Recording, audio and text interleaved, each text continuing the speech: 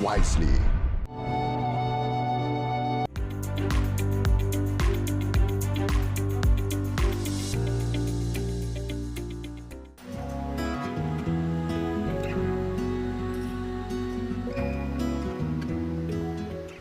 In a rustic Malaysian workshop about a century old and cluttered with racks of tires, a stoic, white-haired man dressed in a t-shirt and shorts inspects his nearly finished trishaw. Chu Yu Chun is a veteran craftsman of pedicabs and is said to be the last one still plying the disappearing trade on Penang Island, north of Malaysian capital Kuala Lumpur. I make the new one and the last one. If repair and I got normally repair bicycle shop also can repair. The change tire, change the spare part can repair one. Only make the new one difficult. Trishaws, or pedal-driven taxis, were once common in Malaysia and elsewhere in the region. Their popularity has declined as modern transport systems were built in tandem with the region's economic development. But he intends to retire in a few years. So I plan new 4 years I pension. I had to clear my stock 3 or 4 years, then I pension. The fourth generation in a family of trishaw builders dating back about a century. Chu took over in the late 1980s after his father suffered health issues. As there is hardly any interest in using them for actual transport, Chu's finished orders end up as decorations or collectibles. Some come for business, some hotel, some is buy back home. They're interesting, and then we buy back one. All handwood. All handwood. The front body is one piece of wood to fitting one. Put gum. Then metal work you have to welding part to part. Already acquainted with fitting tire tubes as a teenager, he picked up the art of building frames from scratch. The steel bodies of Chu's machines are bent and welded piece by piece, along with each model's wooden seating area, before being fitted with factory-made items such as the hubs and chain. If you continue work about 20 days. 20 days, but I have to repair and then roughly about six weeks. He rolls out 3 to 4 pedicabs annually, selling them for 7,500 ringgit or almost $1,600. Order less, then you have to expenses too much. You have to pay the renting, electrical. The one is already 2,000 plus. There are just over 130 trishaws in Penang, where they differ in style from the few dozen found in the southern state of Malacca, where the vehicles remain popular among tourists. Malacca's trishaws are designed to have their rider sit beside their passengers, while Penang handlers pedal from behind. None of Chu's children are interested in trishaws, nor is he keen to teach them as it involves a lot of hard work and spare parts that are hard to find. He got a job, then get to the university, then he got a good job. What for come and continue? My son also didn't continue.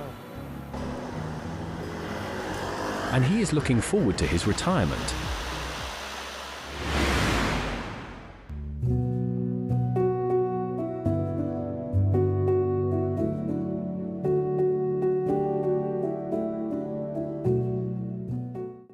Researchers and wildlife activists fear rising sea and surface temperatures due to climate change could jeopardize efforts to protect already endangered sea turtles in Malaysia.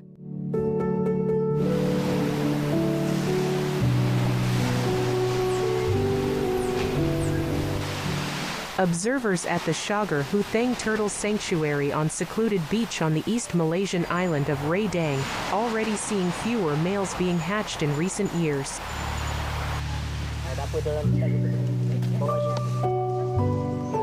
A group of volunteers carefully dig into the sand.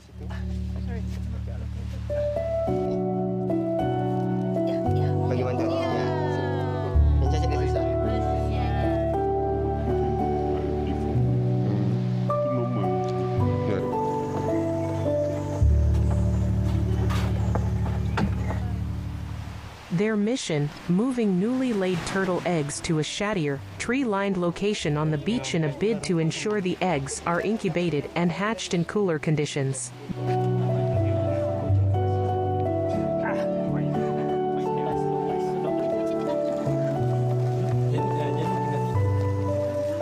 我们自己本身呢，都会觉得那个在太阳底下晒得蛮热，但是我们我们都会尽量说让那些巢穴是在那个树荫底下，这样子去确保它的温度是在阴凉的地方，也确保它不要曝晒这样子。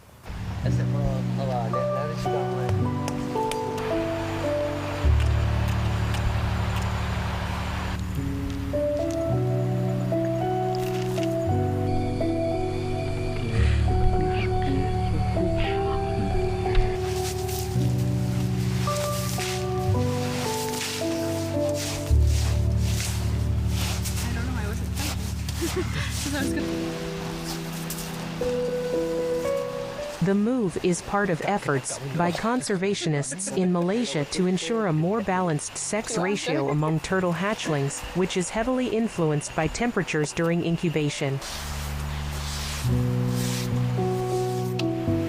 Sea turtle conservationists were concerned that uncontrolled global warming in the future, in the next 15, 20, 30 years, will be detrimental to sea turtle nesting populations worldwide because it will feminize sea turtle hatchling populations, which will then lead to less productivity, less female turtles being able to mate and lay more eggs.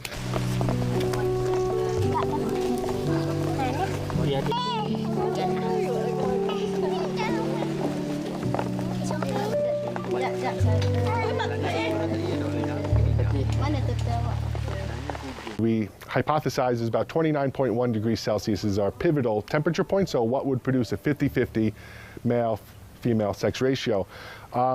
So understanding that, basically it's such a very small span, a very small range of degrees. Basically 28 to 30 degrees Celsius is where we have a mixed sex ratio. Anywhere over 30 degrees Celsius of an average incubation temperature is going to push you into 100% female biased hatchling production. And anywhere closer to 28 and under, you're going to have the opposite effect of a male biased.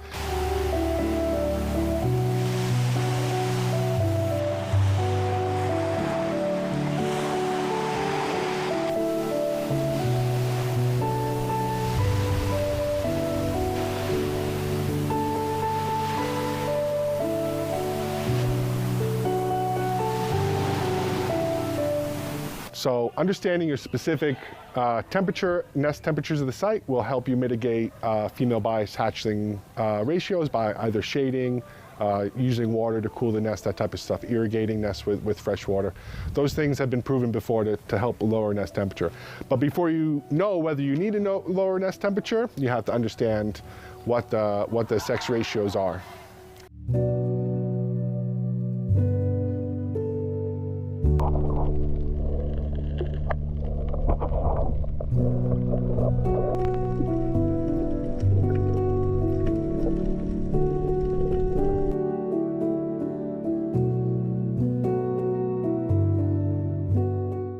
Jika kita mengeramkan telur penyu di dalam satu inkubator khas, sebenarnya dia akan mengganggu kefahaman penyu tersebut mengenai medan magnet bumi ketika itu.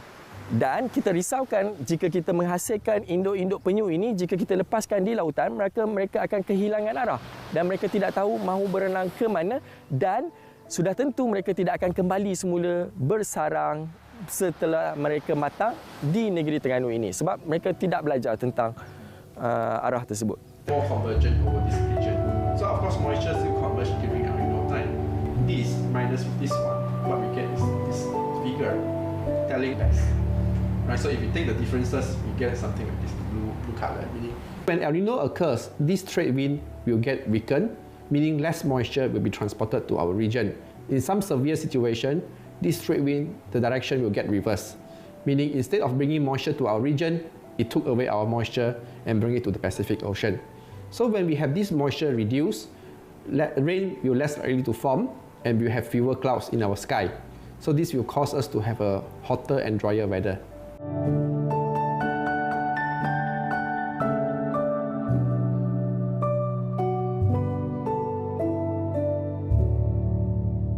Sekarang pegang berapa? Oh, pegang gunting. Pegang je lah.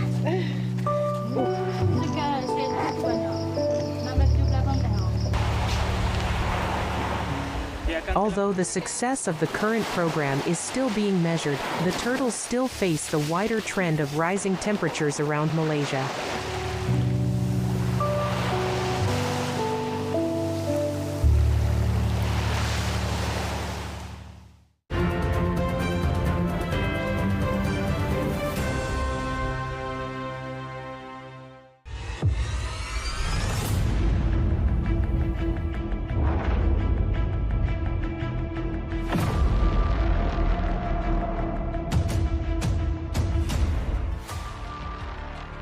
The number of malicious and false statements spread by SMS or social media platforms have become too widespread.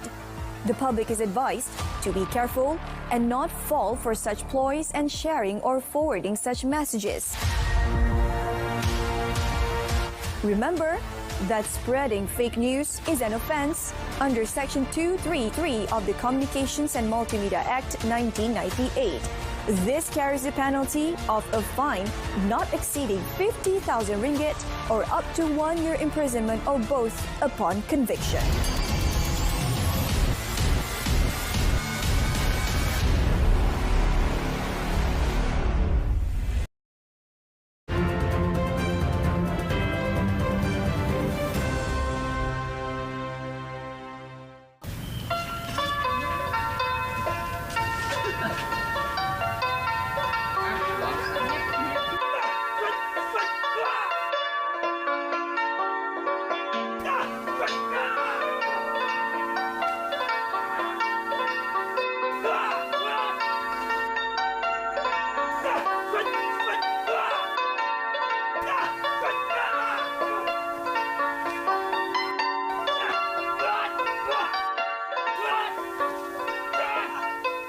In a small Cambodian town near the banks of the Mekong River, law student Owen Bunthav tenses his slender torso and steels himself for an elbow strike to his head.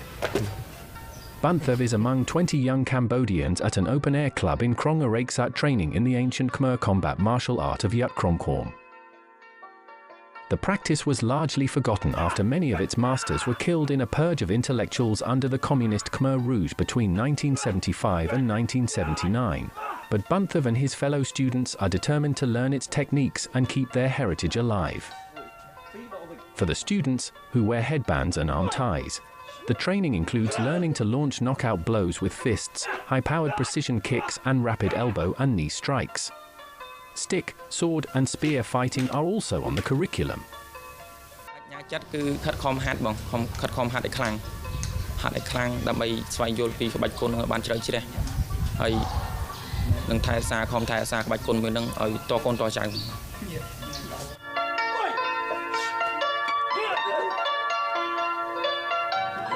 Yat Krong Korm, which translates to the art of war in the Khmer language, was born out of the numerous wars fought by the ancient Khmer Empire.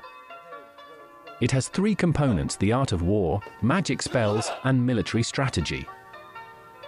យើងនេះគឺពីបុរាណមកគឺយើងមិនមែនមានអាវុធយុទ្ធភ័ណ្ឌអីទំនើបដូចសម័យបច្ចុប្បន្នទេសម័យពីដើមមកគឺយើងប្រើវិជាគុណនេះហើយកណ្ដាប់ដៃកែងជើងជង្គង់អាវុធដាវលំពែងធ្នូស្នានេះហើយដើម្បីការពារជាតិទឹកដីនគរសាសនារបស់យើងពីប្រជាមិត្តដែលឈ្លានពានបាទ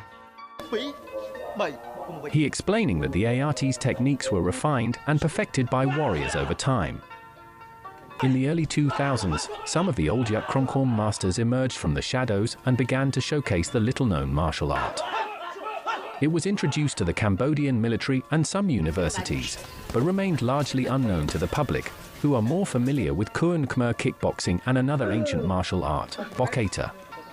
គឺអ្នកដែលមានចំណេះដឹងជាច្រើនដែលត្រូវបូជាជីវិតស្លាប់នៅក្នុងសម័យកាលខ្មែរក្រហមនេះអញ្ចឹងហើយក្បាច់គុណយុទ្ធក្រមខមយើងនេះក៏ត្រូវបានបាត់បង់ជាច្រើនណាស់ដែរតែឥឡូវនេះមកដល់សម័យកាលបច្ចុប្បន្នយុវជនយើងទាំងអស់គ្នាក៏ខំគាស់រំលើងឡើងមកវិញដើម្បីផ្សព្វផ្សាយជូនពុកម៉ែបងប្អូនទាំងអស់គ្នាឲ្យបានដឹងឲ្យបានជ្រាបថាខ្មែរយើងក៏មានក្បាច់គុណមួយប្រភេទទៀតដែរគឺក្បាច់គុណបុរាណខ្មែរយុទ្ធក្រមខមបាទ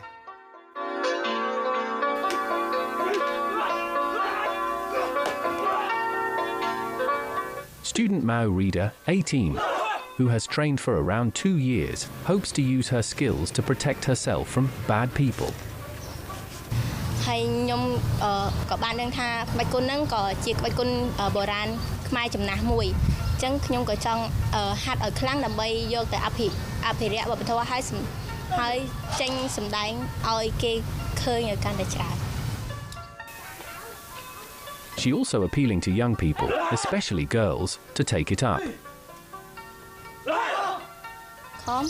ខ្ញុំសូមសំណូមពរឲ្យយុវជនយុវនារីចូលរួមហ្វឹកហាត់ក្បាច់គុណយុទ្ធក្រមខមឲ្យបានច្រើនគ្នាដើម្បីជួយផ្សព្វផ្សាយពីវប្បធម៌យើងឲ្យបានទូលំទូលាយជាងនេះ At the club, Bunthav's opponent darts forward and in one swift, simultaneous movement, hops up and lands a ruthless mock strike. ក្នុងកម្មវិធីវិយុទ្ធបើសិនជាយើងចូលវិយុទ្ធក្បាច់គូកែងហ្នឹងគឺជាក្បាច់សម្លាប់មួយដ៏យើងរំសាហាវបង Bunthav, who is in his 3rd year of his legal studies, has been practicing Yukkromkwom for only 2 months, but the training has already helped to reduce his stress levels and made him healthier.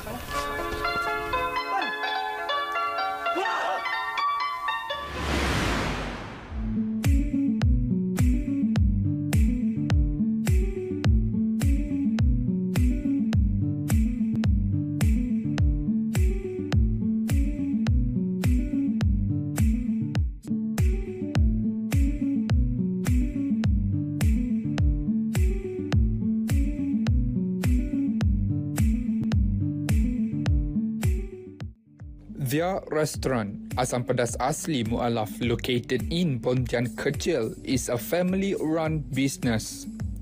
Co-owner Au Lili Elias Liza Hussein, known as Kak Liza, told us the success of their restaurant is driven by a treasured family recipes passed down from generation to generation among their Kuala tribal family.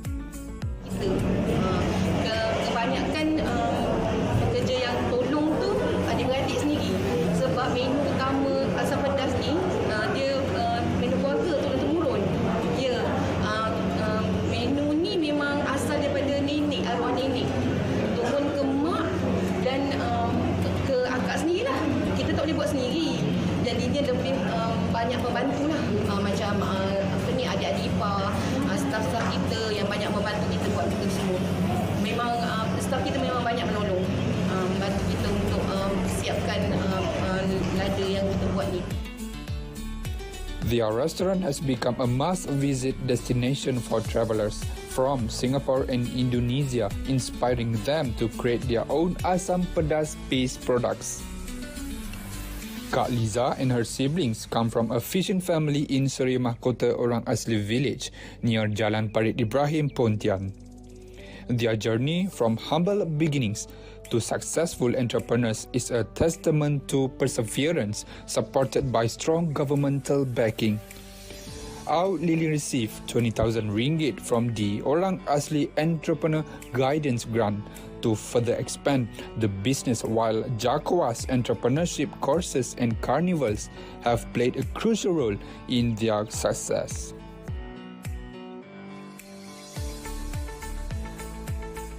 Dan terima kasih banyak-banyak kepada pihak Jabatan Orang Asli yang banyak membantu kita dalam memperkenalkan kita ke mata masyarakat luar lah. Contohnya macam mereka adakan karnival setiap tahun tanpa mengira yang kita ni daripada ceruk mana kebanyakan orang asli kan duduk di pinggir hutan, di pinggir sungai. Jadi mereka tak ada pinggirkan kita. Kita yakin mereka ini terus maju dan akan menjadikan idola kepada anak-anak awas yang lain.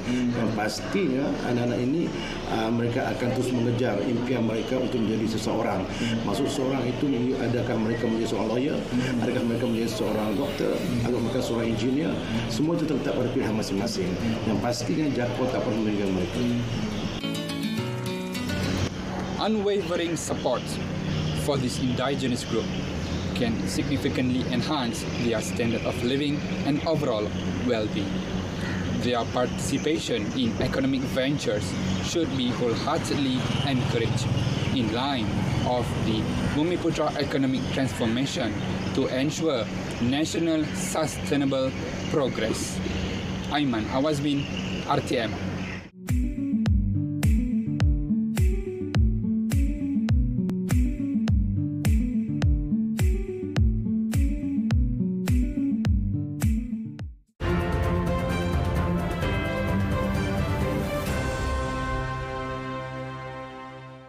Every single one of us is a content creator and content consumer.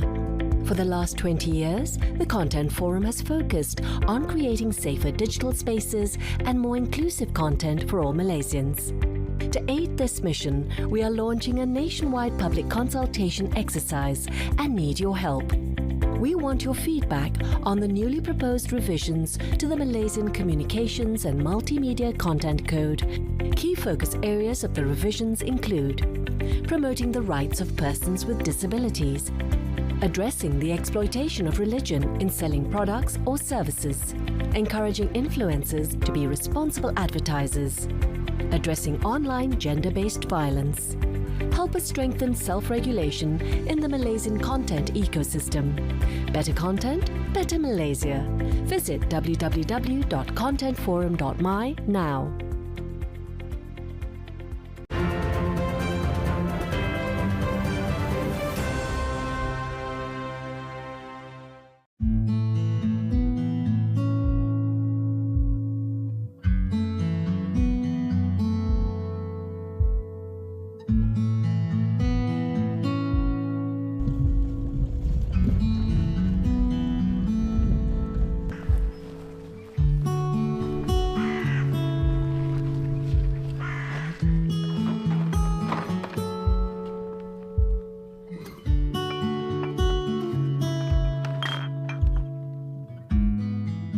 Illegal dumping is a common problem.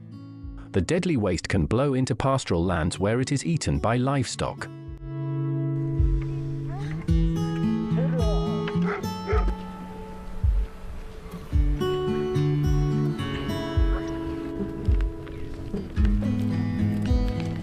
ерөөсөө амнаас нь шүлсэн гоожод тэгээ хөвчдээсэн байхгүй.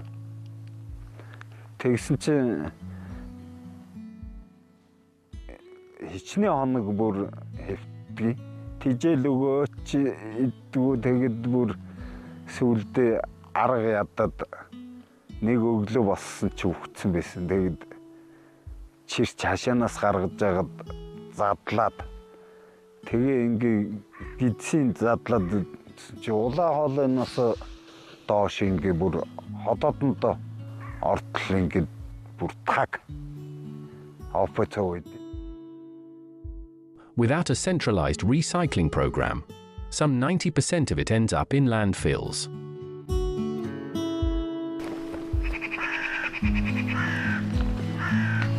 Хөөгүй ер нь бол энэ улсууд чинь тэгээд өнөөдрөөр амьдардаг улсууд их ба шүү дээ. Тэгээд эн чинь дараа нь ямар хор уршигтай вэ? Тим юм ерөөсөө бодож сэтгэхгүй. Яг өнөөдөр хэрэглээд дуслаа хаялаа. Тэгээ байж л байдаг байгаль дээр тэгэл тэр чи хичнээн удаан жил амьдрах үед чи хэцүү шүү дээ.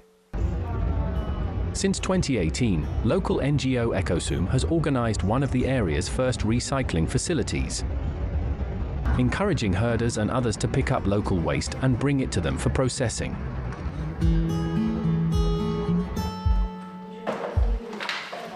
Partially funded by the EU, the NGO is trying to establish Mongolia's first zero-waste district.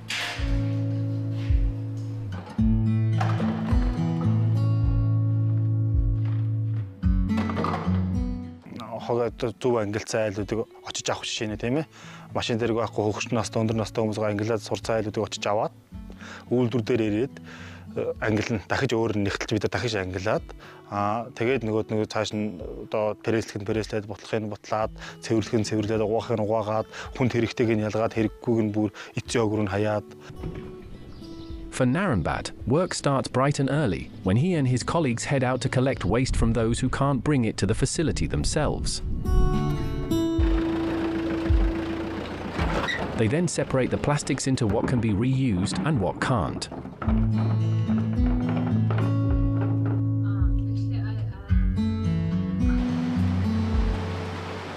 The plastic is then pressed into 1-ton cubes, placed on a truck and sent to the capital Ulaanbaatar for processing.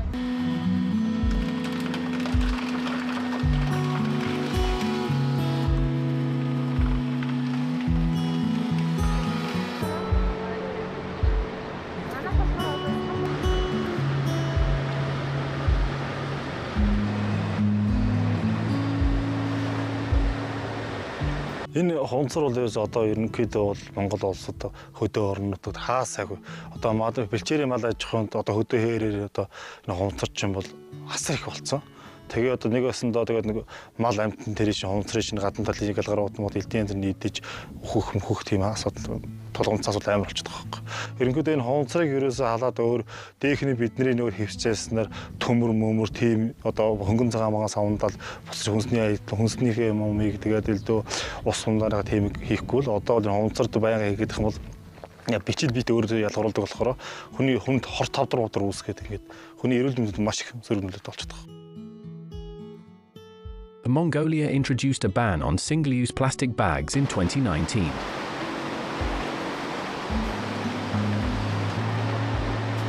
But it remains one of the world's top per capita producers of plastic waste.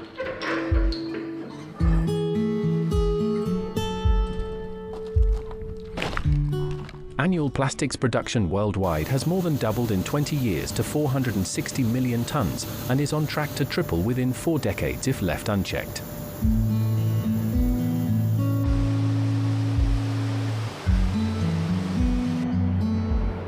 For Mongolian herder, individual habits need to change.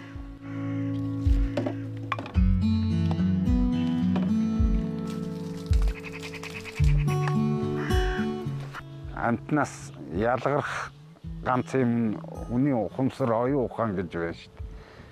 Тийм учраас тэрийг ер нь бүрэн хэмжээгээр үүрэг хариуцлага энэ дэлхий дээр амьдарч байгаагийн хувьд үүрэг хариуцлага ухамсарлаад тэгээд зөв амьдрах хэрэгтэй байгаа юм л да.